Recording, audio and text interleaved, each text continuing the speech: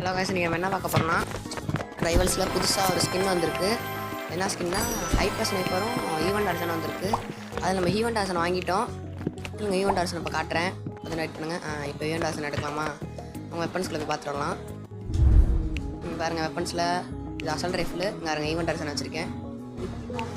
Event ஆர்சனுக்கு அப்புறம் event ஆர்சன் எடுத்துக்கிட்டு நம்ம ஷூட்டிங் ரேஞ்சில் போய் ப்ராக்டிஸ் பண்ணலாம் வாங்க.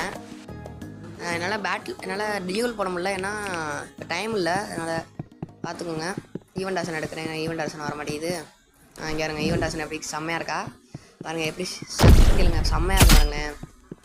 சவுண்டே கொஞ்சம் டிஃப்ரெண்ட்டாக இருக்குது பாருங்கள்.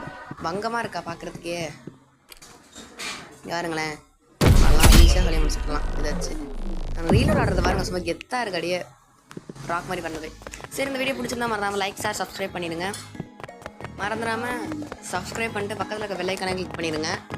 சரி, பாய் ஃப்ரெண்ட்ஸ், பாய்.